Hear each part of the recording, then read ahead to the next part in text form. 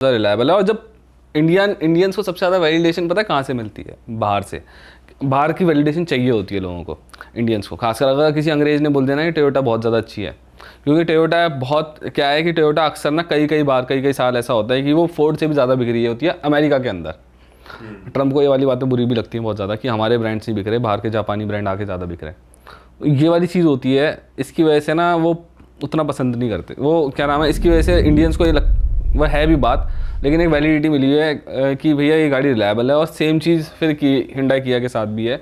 20-25 साल से वो यहाँ पर कर रहे हैं और हमने देखा है कि भाई गाड़ी है तो रिलायबल, ऐसी कोई दिक्कत आती नहीं है। हाँ। पुरानी गाड़ियों में भी दिक्कत नहीं आती उनकी। तो चाहे आप किया ले लो चाहे हिंडाई ले लो, कोई दिक्कत नहीं है। भाई फीचर्स आप कह रहे थे, मैं बताऊंगा कि ज़रूरी फीचर्स क्या हैं गाड़ी लेते हुए। तो यार कुछ ऐसे फीचर्स हैं जो मैं आपको कह रहा था ना कि मैं 15 लाख के अंदर मतलब सेकंड बेस या मिड वेरिएंट्स के बारे में बता रहा हूँ। टॉप जाने की ज़रूरत नहीं है, जिसके पास पैसे हैं वो जाए, जिसको जहाँ जाना है वो बात अलग है। लेकिन अगर कोई वैल्यू फॉर मनी ढूंढ रहा है तो कुछ फीचर्स हैं जो गाड़ी में होने चाहिए। 10-11 फीचर्स की ऐसी लिस्ट है। एक तो आपके ABS होना चाहिए गाड़ी के अंदर, वो सब में आ रहा है, वो तो हो गया। 6 एयरबैग्स अब वो स्टैंडर्ड हो गए हैं। कई गाड़ियाँ अभी भी नहीं दे रही हैं, कई गाड़ियों में अभी भी नहीं मिल रहा है, लेकिन वो बेस वेरिएंट से मिलने चालू हो जाते हैं आजकल। 6 एयरबैग्स गाड़ी में, EBD ESC ये होना चाहिए। ये सेफ्टी फीचर्स हो गए सारे, ठीक है। फिर अगर आप बात करो सनरूफ को, मैंने इस लिस्ट से हटा रखा है, मेरे को नहीं लगता सनरूफ की ज़रूरत है, क्योंकि वो एसेंशियल फीचर नहीं है। और ऐसा भी फीचर नहीं है जैसे वो होता है ना कि भाई मज़ा आता है। वो आपको मज़ा कहाँ, इंडिया की धूल भरी उसके अंदर कभी धूप बहुत ज़्यादा हो रही है, बारिश के मौसम में, जब बारिश खत्म हो गई तब, या पहाड़ों पे कहीं चले गए, उसमें भी ये है कि बारिश, कई रील्स ऐसी आती है कि बारिश ज़्यादा हो जाती है तो पर लीक हो जाता है। सनरूफ के अंदर वो नहीं होता है, क्या नाम है कि वाटर प्रूफ नहीं होती है। पानी अंदर हमेशा जाता है, सनरूफ के साइड में से जाता है, लेकिन वहाँ चैनल्स बने होते हैं, चैनल से नीचे जाना होता है। लेकिन चैनल ब्लॉक हो गया तो वो पानी गाड़ी के अंदर ही गिरने लग जाता है। तो मेंटेनेंस है जिसको लेकर आपको अवेयर होना चाहिए। और अगर आप नहीं खोल रहे हो सनरूफ ज़्यादा तो फिर उस मेंटेनेंस को करने की ज़रूरत ही क्या है, झेलने की ज़रूरत क्या है? बच्चे भी जिद करते हैं बाहर निकलना है, वो भी एक दिक्कत हो जाती है, फिर है ही नहीं तो निकलेंगे कहाँ से। तो सनरूफ मेरे को नहीं लगता ज़रूरी है। फिर एक चीज़ है कि गाड़ी के अंदर आपके जो बाहर के शीशे खुलते हैं बंद होते हैं वो ऑटोमेटिक होनी चाहिए। बहुत दिक्कत है इंडिया में, क्या होता है अक्सर हम बहुत सकरी सी जगह से निकल रहे होते हैं, उनको बंद करना पड़ता है फिर निकलती है गाड़ी। तो ऑटो फोल्ड और ऑटो एडजस्ट होना चाहिए। बस यही वाला बंद हो सके, वो वाला तो नहीं हो सकता। मारुति में होता था इसलिए जाना पड़ेगा उतर के जाना पड़ेगा, फिर बाहर से किसी से बोलना पड़ेगा। तो ये होना चाहिए। अगर बजट में कार ले रहे हो तो रेयर में कैमरा होना चाहिए। सेंसर है ठीक है, लेकिन बजट में, खास सिर्फ बजट की बात कर रहा हूँ, तो रेयर में कैमरा होना चाहिए। और अगर आपका बजट अच्छा है, 20 लाख की गाड़ी दे तो फिर तो 360 कैमरा होना ज़रूरी है। वो टेंशन नहीं रहती, 360 कैमरा होता है ना, आगे का भी दिख जाता है। ब्लाइंड स्पॉट बहुत होते हैं ना गाड़ी के अंदर, अभी तो अंदाजे से चला लेता है बंदा, चलो एक्सपर्ट है। कई लोग नए लोग होते हैं तो एक्सीडेंट्स होने की, लो स्पीड एक्सीडेंट्स होने की बहुत ज़्यादा चांसेस। लड़कियों के लिए अच्छा है वो कि पूरा बैक करते हुए, क्योंकि एक तो लड़कियों की थोड़ी हाइट भी कम होती है ना। ऑन एन एवरेज इंडिया में जो हाइट है वो 5'1" के आसपास है, चाइना में 5'2" है, US में 5'4", 5'6" है, ऐसे है। तो इंडिया की हाइट काफ़ी कम है लड़कियों की, एवरेज हाइट। वैसे लड़कियों के लिए कौन सी गाड़ी रेकमेंड करते हो आपकी? लड़कियों के लिए मैं ऐसी गाड़ी रिकमेंड करता हूँ जो बहुत ज़्यादा बड़ी ना हो, ठीक है, क्योंकि आसान है ना किसी गाड़ी को, ऑटोमेटिक हो। क्योंकि क्या अगर मान लो बड़ी गाड़ी कहीं ख़राब हो गई, उसका बोनट ही नहीं खुलेगा। बोनट, अब आप अपनी फॉर्च्यूनर का बोनट खोल के देखो कि मसल पावर चाहिए उसको उठाने के लिए, वही नहीं खुलेगा, है ना। तो बहुत सारी चीज़ें हैं जिसके लिए गाड़ी हल्की ही होनी चाहिए, खास अगर लड़की ले रही है तो। गियर में कंफ्यूज आती है ना थोड़ा, लड़कियां सही कह रहा है, ऑटोमेटिक। हाँ, मतलब लेनी तो कुछ भी ले लो, वैसे अगर आप एक्सपर्ट हो तो ऐसे तो कुछ भी ले लो, लेकिन अगर आप नए ड्राइवर हो खासकर तो फिर आप हल्की गाड़ी लो, छोटी गाड़ी लो। मैं ऐसे रिकमेंड करता हूँ, जैसे अगर आपका बजट 10 लाख से अंदर है, 8 लाख के अंदर है मान लो, तो आप इग्निस ले लो, अच्छी कार है। नेक्सा की कार है, जैसे क्या है मारुति वालों ने 2 बना रखे हैं, नेक्सा और उनका अरीना।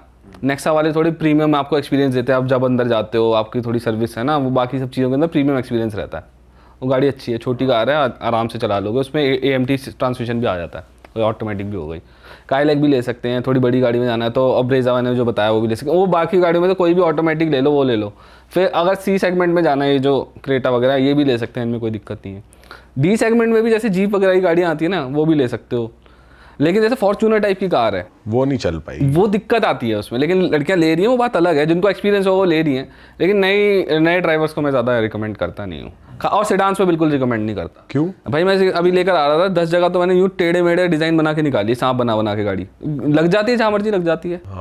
मेरी गाड़ी तो जहाँ मर्जी लग जाती है, वो जो सेल्टोस वगैरह वो कम लगती है। दूसरी बात, सेडान का ना थोड़ा सा है, सेडान के साथ लगने का डर ज़्यादा है। कभी कभार तो ऐसा पता ही नहीं चलता, सामने कोई पत्थर वत्थर आ गया, नीचे बैठे हो तो वो है। फिर रिवर्स करने में, खासकर रिवर्स करने में क्या है कि एक अलग से आपकी आई साइड के अलग भी एक चीज़ है पीछे।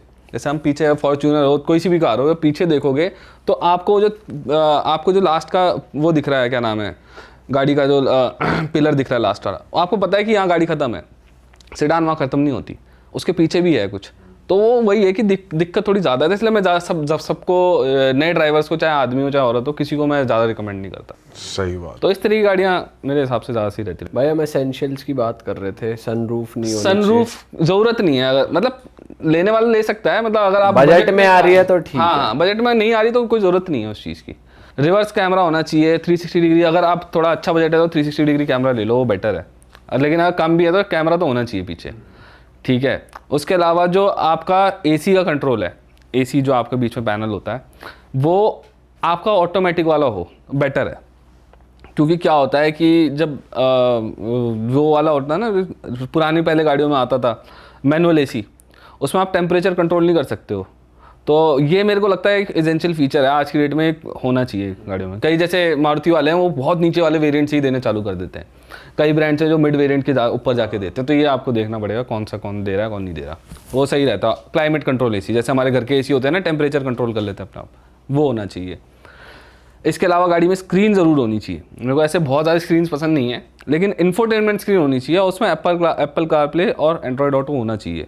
क्यों? नेविगेशन आसान है। क्या होता है कि अगर आप बहुत बजट में भी गाड़ी देख रहे हो और आपने स्क्रीन वगैरह नहीं ली है, तो अब आप अपने फ़ोन को लगाते फिरोगे, सेफ्टी हैज़ार्ड है एक्चुअली। फिर आप उसमें ढूंढोगे कि क्या नाम है, इस जगह पे जाना है, फ़ोन उठाओगे, फ़ोन में छोटी स्क्रीन होती है, लिखना मुश्किल है, सब कुछ मुश्किल है। तो स्क्रीन होनी चाहिए, अच्छी होनी चाहिए, लैगी ना हो, वो सब हो, इंफोटेनमेंट वाली स्क्रीन होनी चाहिए। बजट की बात कर रहा हूँ। म्यूज़िक सिस्टम होना ही चाहिए, मेरे को लगता है वो हर गाड़ी में होना चाहिए। म्यूजिक सिस्टम कौन सा बढ़िया रहता है? म्यूज़िक सिस्टम सब ब्रांड्स की ना अलग अलग ब्रांड्स के साथ कोलैबोरेशन होती है। कुछ तो अनब्रांडेड होते हैं, जो फिर ये क्या होता है, ऑब्वियसली कार ब्रांड्स नहीं बनाते स्पीकर वगैरह। कार ब्रांड्स बहुत कम चीज़ें बनाते हैं एक्चुअली अपनी गाड़ी के अंदर, ग्लास तक, मिरर तक नहीं बनाते अपने। वो बहुत सारी कंपनी मिंडा वगैरह हैं वो बनाती हैं उनके। ऐसे म्यूज़िक सिस्टम का ऐसे नहीं कह सकते कि कौन सा बढ़िया है कौन सा नहीं है, लेकिन हर्मन कार्डन एक ऐसा ब्रांड है जिसका बड़ा नाम है म्यूज़िक सिस्टम में। JBL भी अच्छा बना रहा है। तो ये मैंने एक चीज़ देखी है कि मैंने क्या देखा कि बड़े बड़े नाम वाले जो ब्रांड्स हैं ना म्यूज़िक सिस्टम के अंदर, उनके भी कभी कभार छोटे ब्रांड से कम अच्छा आउटपुट आते हैं। तो ये ऐसे नहीं कह सकते कि क्योंकि ना ये ब्रांड का, कार ब्रांड का, और जो म्यूज़िक क्या नाम है उसका है, म्यूज़िक कंपोनेंट बनाने वाली कंपनी का जो कोलैबोरेशन होता है ना, उस पर भी बहुत ज़्यादा डिपेंड करता है। करेक्ट। हाँ, ये उस पर बहुत डिपेंड करता है। वो वाला नहीं है आपकी सैनहाइजर के हेडफोन लगा लिए, क्योंकि वो तो आपके दो कान है ना, गाड़ी का साइज़ अलग है, हाइट अलग है, किस तरीके से प्लेसमेंट कर रहे हैं। अरे वाह, आपने ये वीडियो यहाँ तक देख ली भाई, तुमने हमारी मेहनत सफल कर दिया। तुम ही लोग हो असली रियल हिट। और अगर आपको बहुत मज़ा आ रहा है ऐसी क्लिप्स में, ऐसी वीडियोस में, तो फटाफट जाइए प्लेलिस्ट पे, बिंज वॉच कीजिए, सारी वीडियोस देख डालो और मौज काटो। That is it. हम मिलेंगे नए पॉडकास्ट में, नए क्लिप में। Till then bye bye, see you, take care, do subscribe.